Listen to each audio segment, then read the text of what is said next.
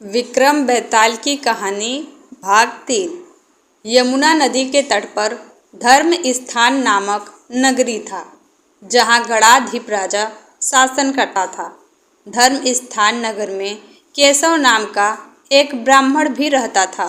ब्राह्मण रोजाना यमुना किनारे तप करने जाया करता था। ब्राह्मण के मालती नाम की बहुत ही रूपवान पुत्री थी। जब मालती की उम्र शादी योग्य हो गई तो माता पिता और भाई को उसके ब्याह की चिंता सताने लगी। एक दिन ब्राह्मण अपने किसी यजमान के यहाँ बारात में गया हुआ था और मालती का भाई पढ़ने गया हुआ था। उसी दिन संयोगवश उनके घर में एक ब्राह्मण का लड़का आता है। मालती की माँ ने लड़के के गुणों और रूप को देखकर उसे वचन देती है, मैं तुम्हारा ब्याह अपनी बेटी मालती से करूंगी। दूसरी तरफ मालती के पिता को भी एक ब्राह्मण का लड़का मिला और जिसे ब्राह्मण ने वचन दिया कि वह अपनी बेटी मालती का ब्याह उसी से करेगा। उधर मालती का भाई पढ़ने गया था, जहां उसे भी ब्राह्मण लड़का मिला तो वह भी उसको वचन दे देता है, मेरी बहन मालती का ब्याह तुमसे ही करूंगा।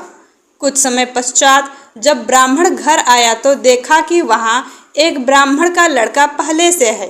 थोड़ी देर बाद मालती का भाई भी एक ब्राह्मण लड़के को लेकर आया। थोड़ी ही देर में मालती के माता पिता और भाई को सब समझ आ गया। तीनों सोचने लग गए कि अब करे तो क्या करे, किस ब्राह्मण पुत्र से मालती का ब्याह करे। तभी मालती को सर्प काट लेता है। मालती के माता पिता और भाई सहित तीनों ब्राह्मण युवकों ने वैद्य को बुलाया और जहर झाड़ने वाले को बुलाया, लेकिन कोई फायदा नहीं हुआ। सब अपना अपना उपचार करके चले गए, लेकिन मालती की मौत हो जाती है। दुख से विलाप करते हुए सभी मालती को शमशान लेकर गए और उसका दाह संस्कार कर वापस लौट आए।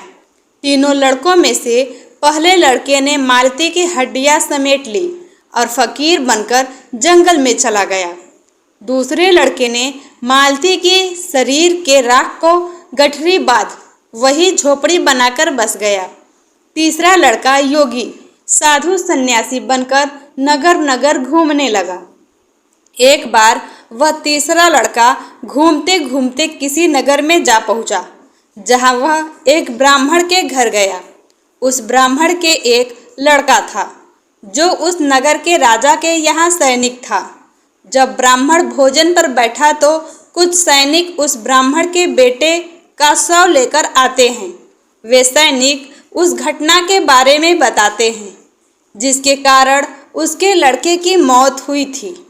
बेटे का शव देखकर ब्राह्मण की पत्नी दुख से विलाप करने लगी, जिसे देखकर योगी ने भी अपना भोजन बीच में छोड़ खड़ा हो गया।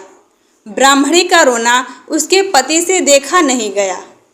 उसके पास पूर्वजों की दी हुई संजीवनी विद्या की पोथी थी। ब्राह्मण ने जैसे ही संजीवनी विद्या का मंत्र पढ़ा तो उसका मरा हुआ लड़का जीवित हो उठा। यह देखकर वह योगी आश्चर्यचकित हो गया।